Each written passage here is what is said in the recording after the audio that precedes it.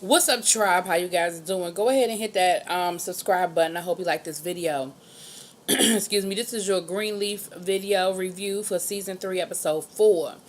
So, you guys, we pick up this episode. Lady Mae is down in Atlanta visiting her friend Pastor Patterson, aka Patti LaBelle. And as soon as she walks in the room, Patty knows something is wrong with her. She said, "Ma'am," she said, "May, sit down before you fall down." And, of course, May is like, What are you talking about? Because she still got her first lady. And she said, "Look, you kick them red bottoms off and you let me know what's going on." She said, "And I'll wait. I'll wait till you're ready to tell me what's up." And she sort of, she takes a deep sigh. See, this is the thing about friends. I'm about to go off on a tangent and we ain't even got started.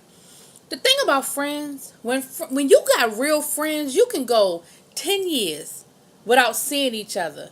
And something about words don't even need to be spoken. You know what I'm saying? And she walked in that room and her friend knew something wasn't right. Her friend could look at her and say, "Hey, hey." And she told her, she said, "You kick off them red bottoms and you let that first lady facade down and let's kick it like we used to. Because what's good? What's going on with you?" And she tells her, she said, "You were right." She said, "You got to make that plain." "What you mean? I was right." She said, "I'm leaving James." And Patterson, some of her advice, she said, "I told you that you shouldn't have been looking for that MS, and you should have been looking for that M. Basically, you shouldn't have been looking for a ring. You should have been looking for your master's degree." And then she said, "Yeah, well, I'm going to go back to school. I'm going to get my divinity degree, and I'm going to start my own church." Patterson told her, she said, "What you doing that for?" She said, "What you mean? Because that's what I want. I want what you doing. I want to run a church." She said, "You got a church." She said, "There are no rules that say that the man gets to keep the church." She said, "If you want a church, you have a perfectly good church right there, Calvary. Take it." And you so may go, "Oh, you know what? I think that's what I'll do." I said, "Oh, she done put a battery in her back, honey." So we see her landing, and she pulls up to the house, and they're getting ready. They're getting ready for this big gala. Now I don't know if they didn't mention it before, or I missed it before, but they're having their annual gala for the round table. Basically, the the round table of the church. These are like, I, I don't know if these are going to be the same as the deacons, or these are the deacons, or these are different from the deacons, but I'm sure there's an overlap because the lady who's the head of the deacon board is there. So I don't know if the round table are the deacons and that's just what they call them, or there's a level between like their deacons and then there's the round table and then there's the pastor. I don't know. But either way, these are the hierarchies of the church, and this is their annual, thank you for letting us do what we want to do with the tithes money gala. And Lady Mae shows up, and the house is running. And Carissa, not Carissa, her receptionist, the granddaughter of the donor, um, who seems to be maturing and coming into her own. Because remember, season 1, all she wanted to do was listen to her music and sit at the computer on her iPad. But it looks like she is actually sort of running the household, getting the household ready for this gala in the absence of Lady Mae. And there's a level of respect that you can tell is there, that Lady Mae left her in charge, because Lady Mae is a control freak, and she knows how she likes things. And she was very she said, "This is nice, you've done a great job." She was very uh, flattering and giving compliments, and she liked what she saw, and she thought everything looked so nice and so beautiful, and she's just in a good mood because she got that battery in her back, you know what I'm saying? And she's plotting and planning on how she's going to twist this and turn it, and start laying the foundation to take over Calvary. So she's like, "Oh, it's lovely, it's wonderful, it's great. Oh, you did such a great job. Oh, just great." And she says, "Yeah," she said, Jacob is on his, Jacob will be here after therapy." She said, "Jacob? What's Jacob doing?" And she said, "Oh, well, the bishop wanted me to invite the family." So May's like, she already know he kind of got something going on. Okay. Then they said, "Well, everybody is coming except for one. All of the round table is coming except for one." And Lady May said, "Well, who's that?" Um, Rochelle, Miss Cross. And she said, "Okay." So she goes upstairs and start getting ready, and who comes up out the bathroom is the bishop. What the hell you doing coming out my bathroom, Bishop?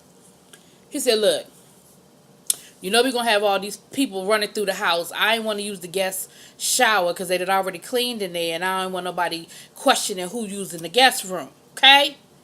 She said, okay, you got a point. But just don't, so you know, there won't be no problems. Won't start none, won't be none. So, the bishop, he up to something, and she's like, what you doing inviting the family? He said, I just think the family should be here. I think it's important that they're all here. She like, then we see Gigi and her family getting ready. Now, this is what I'm going to say about Gigi. I have a problem with Gigi in this situation with Rick Fox. Now, I love me some Rick Fox. Rick Fox is a fine honey. I have loved me some Rick Fox since he played basketball at North Carolina, University of North Carolina, Hunty. If you don't know, you better go look. I have been a Rick Fox fan for years, okay? Here's my problem, though. What do they say about being evenly yoked? Oh, wait a minute. This is my mama calling me. Y'all don't have to hold on. Pause.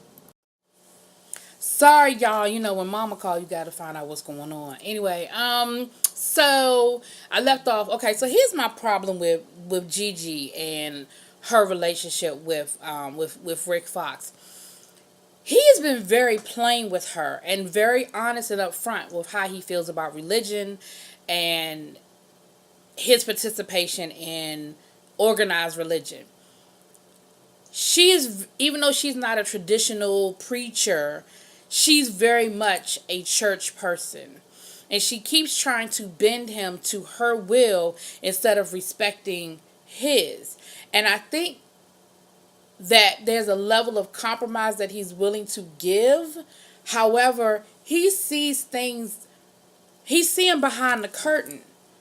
You're telling him all that's wrong and all the negative stuff, which is playing into his bias against religion and organized religion to begin with. And so I feel like you're pressuring him, and that's not fair. And I think eventually that can't work. Like, eventually that's not going to work. Religion is very much a part of your life and very important, and you keep trying to push him to come to church. Well, when you come to church, you need to come to church. You need to come to church. He done already told you that ain't his thing. And so either you're going to have to accept it, or you're going to have to find somebody who wants what you want. Now, that's my just 2 cents on that.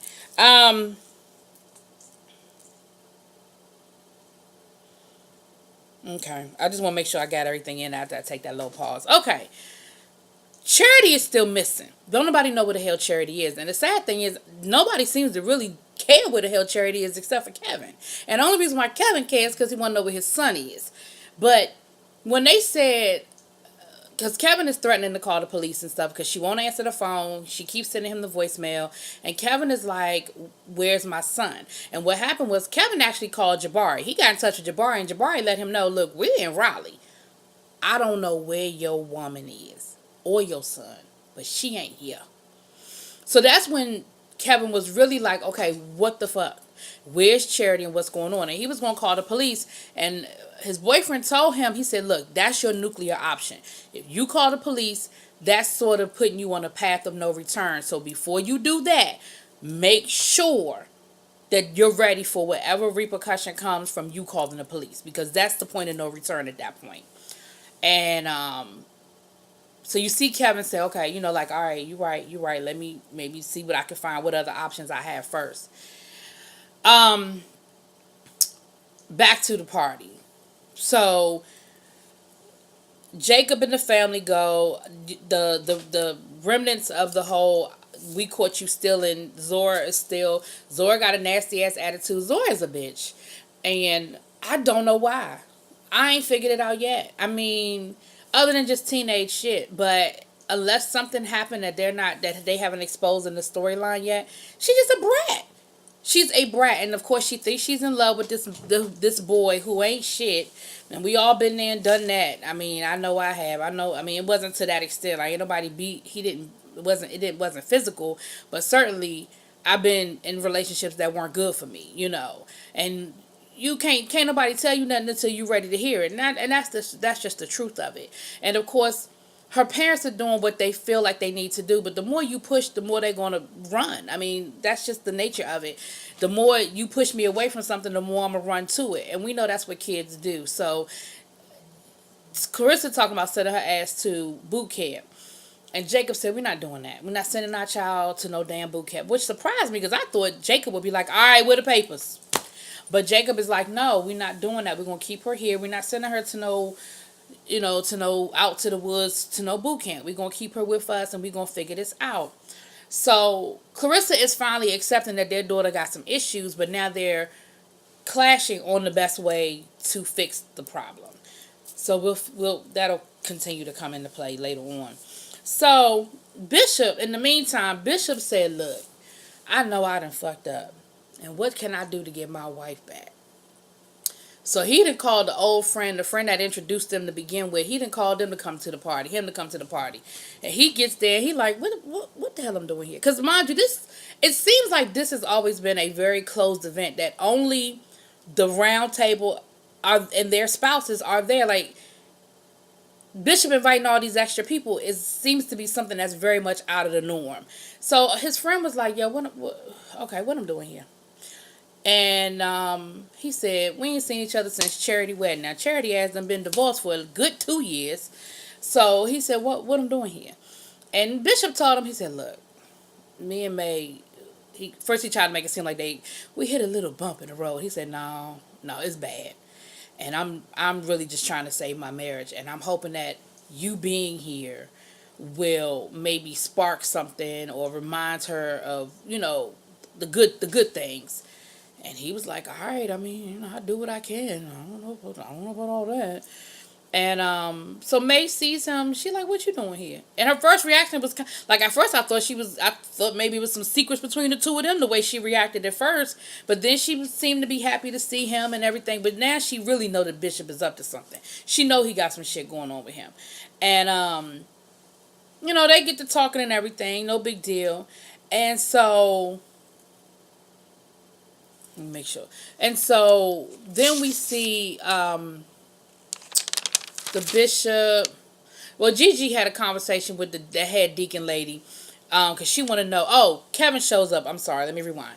Kevin shows up to the party looking for Charity because I guess, again, he knows that the event is going on. He figured Charity might have come back in town for the little event. Gigi catches him at the door and Gigi's like, what you want, Kevin? And Gigi said... and Kevin said, look, where the hell is Charity? So they called Charity. Now, Charity answered the phone for Gigi, but she still ain't telling Gigi where she is. She said, look, we're fine. And they hear pool splashing in the background. She said, are you at a pool? Where is the baby? She said, look, I'm at a very nice hotel that has a nanny service. Okay, we are fine. I'm not stupid. I'm not an irresponsible parent. My son is in great hands. She's sitting poolside drinking a cocktail. So Kevin gets on the phone to talk to her. She hangs up on Kevin. So at that point, I think Kevin was like, you know what? She will not speak to me. You don't even know where she is. Like, she's been gone for weeks. And that's when I realized, don't nobody give a fuck where Charity is. Charity has been gone for weeks. And ain't nobody realized or noticed that she not where she says she is. Now, I get it that they're probably not following the tour. But y'all don't know that she ain't okay. Y'all don't give a fuck where Charity is. Even with the baby, y'all don't care. Which again, that lets you know how caught up everybody is in their own issues. Because when she was first talking about leaving with that baby, they act like that was the worst thing she could ever do. Well, at least Lady Mae did. So anyway, so when Charity hangs up, I knew then. I said, well, whatever little leeway Kevin was gonna give her, that's the end of that right there. But Gigi did bring up a little bit of a good point. Gigi said, look, Kevin, you had your moment. You took some time to get yourself together and process your life. Give her some time. Like, she's dealing with some stuff. Give her a minute. And I did think that was a valid request. You know the baby's fine. You know the baby's not in any, well, you don't, well, I guess I should say you know the baby's not in any danger. Because if you don't know what the hell is going on with Charity, I guess you don't know what state of mind she may or may not be in. But anyway, Kevin ends up calling the police on Charity. And at the end of the episode, Charity is giving her best I Will Survive. Gloria Naylor rendition. Did I say Gloria Naylor? That's the writer. Y'all know who I'm talking about. Gloria. Y'all know who I'm talking about. The lady that sang I Will Survive. Well, I can't remember her name. That's one of my favorite songs. Oh my God. But Gloria Naylor is the writer. I know that. Gloria. Oh, damn. Anyway, y'all know who it is. I could Google it. I ain't gonna waste y'all time. But that is one of my favorite songs, so I cannot believe I don't remember that woman's name. But neither here nor there. Charity is giving us the best rendition.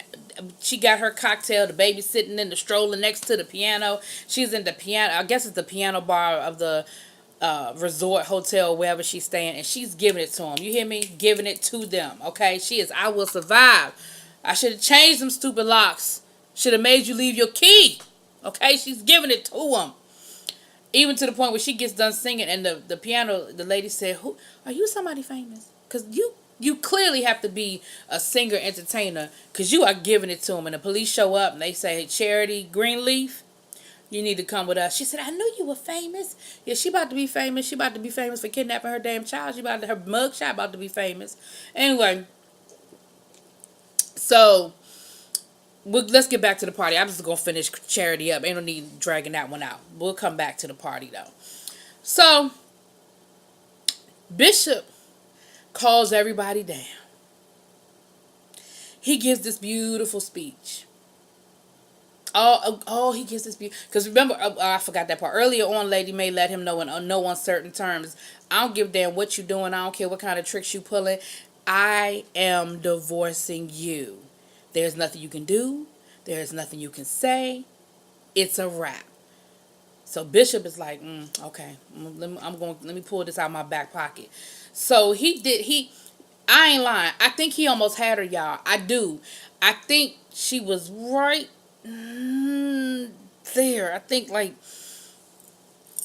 like maybe a nice 2-week Tahitian vacation might have sealed the deal. Like, I think he had her almost right there until she looked up and saw that damn Rochelle cross in the back of the room. That was it. I think whatever little bit that was left is gone. And the bishop, she says to the bishop, "What's that woman doing in my house? Handle it." He said, "Well, you know I didn't invite her." Give a damn. She here. So the bishop goes to talk to her, and in his very tactful way, he tries to get her to leave the house. And she's like, and she's pulling out all the stops because she knows, she thought that she was going to get him. She thought that she was going to wink her eyes and throw him a couple of checks and that he was going to fall into bed with her, especially when he showed up at the hotel and she thought she had him, but she knows she doesn't. And so she's like, I'm in love with you. And you keep pulling me in and pushing me away. And what do you think that's doing to me? And honey, she gives all the histrionics. But it took him too long to get her ass out that house. Because what he should have done is said, "Let me talk to you outside." And he should have took her ass out the house. You don't have no conversation inside the house. But I understand that he was trying to save face and put her ass out at the same time. But make sure that she didn't cause a scene. Like, he was walking a real delicate line. In the meantime, the head of the Deaconess board is talking to, this the part where I'm talking to Gigi. "Is that Kevin? Was that Kevin?" She said, "Yeah, that was Kevin." "Oh, I would like to talk to him." "Well, what you want to talk to him about?" "Well, I want to know why he left Calvary." "Bitch, you know why he left Calvary." And Gigi said, "Look, you know why he left Calvary, because he can't be who he truly is. That's why he left Calvary." "What do you mean?" "We never asked him to be anything different. It's an unwritten rule." So anyway, they get to talking about homosexuality and whether they should include the LGBTQ community and how they should be more inclusive. And they get to going back and forth. And she tells Gigi, she says, "I really wish that I wish you would, put this much energy into, caring about Jesus." And Gigi was like, that is Jesus. Like, I'm living what I preach. What about you?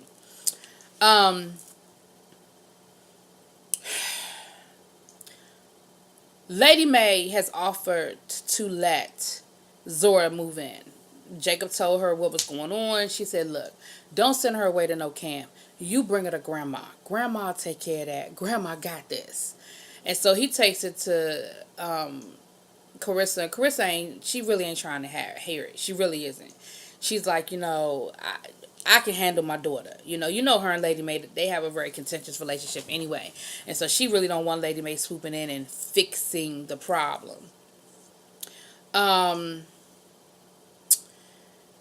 Oh, Lord have mercy. There's so much going on, y'all. So many moving parts in this whole party. The whole episode was this party, right? There's so many moving parts with this party. So when Miss Cross gets all huffy and puffy and she decides to leave the party, but in the meantime, she rolls up on Miss Donor. Now, Miss Donor earlier in the evening had slipped that she couldn't donate any money to Gigi's cause, to her lawyer, her legal fee cause, because she already had some money tied up in some donations to Calvary that were on a personal note. So Rochelle tried to get her to tell her what it was, and to her credit, she didn't tell Rochelle what it was, but Rochelle pretty much figured out that it was about the IRS, because remember, she's the one that's got the IRS piece moving. So she pretty much figured out it was the IRS situation. And she threw a little bug in her ear and said, look, you may want to, before you get to writing checks, you may want to make sure that all your bases are covered and talk to your financial planner. She said, because if I were your financial planner, I don't know if I would let you make certain donations. She put a little bug in her ear and made her think, oh shit, maybe I shouldn't be going to write this $2 million check. Hold up. Okay, let's talk about the kids for a minute, and then we're gonna finish this out. So Zora, Sophia, and the boyfriend, Sophia's boyfriend, they're talking or whatever. Zora got this little nasty ass attitude. She don't want to be there. She mad. She's still a warden. Sophia's like, look, don't be mad at me. I got you. She's like, don't be mad at me about the phone. I got you your TV back. And Zora was like, well, that didn't last long. My father thinks I'm a thief. No, bitch, your father knows you're a thief. He don't think. He knows.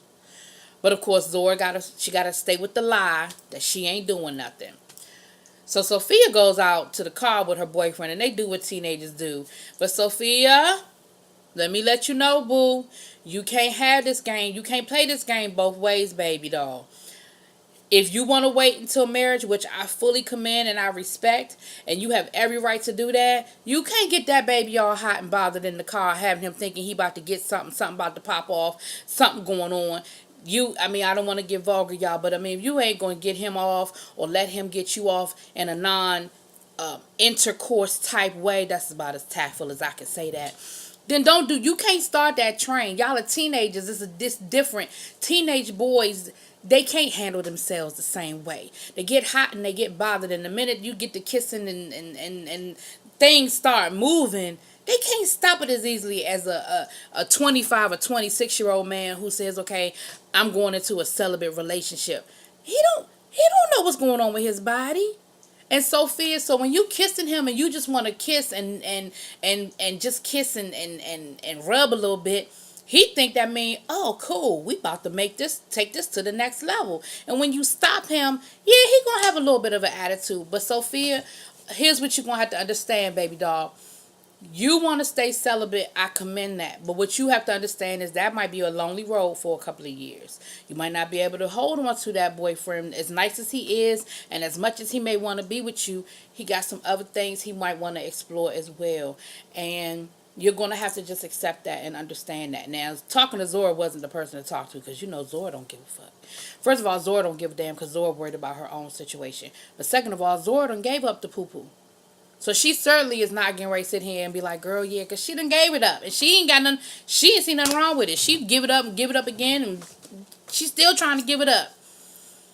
So as soon as Sophia and the baby boy run out to the car, Zora runs up, and I thought Zora was going to go get Sophia's phone. But what she did was she went and got on Sophia's computer. And, of course, she's talking to Isaiah. And they making this grand plan to run away. As soon as she turns 18, she's moving out the house. That's why she's stealing all that damn money. She's trying to build up a little nest egg so when they run away together, bitch, little girl, I'm sorry, I shouldn't call that baby a bitch. He ain't running nowhere with you. Nowhere. But anyway, so Sophia comes upstairs and catches her on the computer. Sophia know what she doing. She ain't tripping. She like, look. She said, oh, I'm sorry. Zora was already ready for a lie. Sophia said, that's fine. I don't care. And she's trying to talk to her cousin, her friend, about the boyfriend, and the whole celibacy thing. And Zora said, look, why are you trying to be so righteous? Who you trying to convince, me or yourself? Like, who you trying to convince that you love God? Like, the more you try to proclaim it, the more that makes people think that you don't really believe it. So they get the argument. Zora's just being a bitch. She's just nasty. And Sophia sees who she's talking to on the computer. Of course, sees she's talking to Isaiah. So now Sophia is pissed off because Sophia's like, look, if you just want to get on YouTube or something, or listen to some music, or see what's going on the blogs, I ain't tripping off of that. But if you want to use this computer time that you done stole to talk to this dude that's beating on you and treating you like trash, now I got a problem. So they get to arguing, and honey, they get to fighting. Honey, they get to fighting. And so Carissa comes in and breaks up the fight. And in the midst of Carissa breaking up the fight, she sees the girl on the computer and reads the computer. And that's when she sees that they're making these plans to run away together when she turned 18. She said, what's this plan about you? Where you think you're going when you turn 18? I'm going, and there's nothing you can. She said, little girl, if you don't get your hands out of my face. I said, uh-oh. Carissa about to smack that bitch in the next week. But that's when Carissa says, you know what? Maybe we'll try letting her live with Lady Mae for a while before we send her to Oklahoma. I think it was Oklahoma was where the boot camp was. It was somewhere out in the Midwest.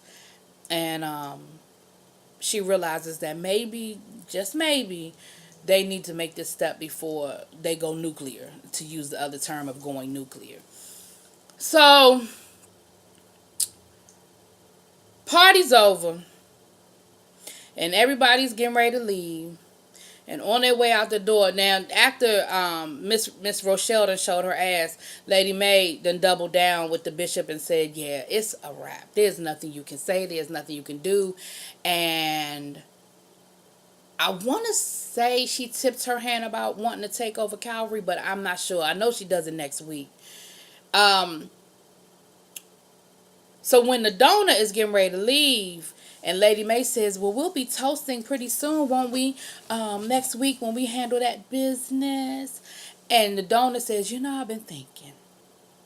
Let's meet with my financial planner first before I write any checks. Now, she didn't say no. She just said, let me meet with my financial planner. Let's set something up.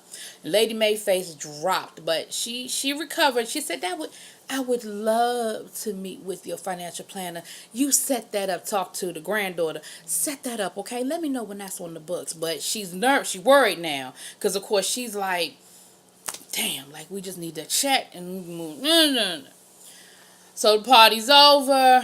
Everybody goes the fuck home. The next day, what's on the front page? Calvary caught up in this probe, the bishop, the money, the taxes. So the head of the deaconess goes to Grace and says, look, Gigi, she says, look, me and you don't really agree on a lot when it comes to interpretations of the Bible. However, I would be a fool to not understand that Calvary is Greenleaf and Greenleaf is Calvary. So basically she said, you're basically my only option. You ain't the option I want, but you're the option I got. How would you like to be the head of the church? Because we think the bishop's days are numbered. Grace is like, what? Where this coming from? She said, look,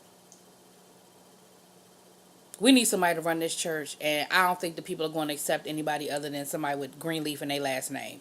You basically my only option. So we setting it up for next week, y'all. We'll see how this ends up. Y'all let me know what y'all think in them comments. Where y'all think this thing going? It's about to get ugly in the Greenleaf house, hunty.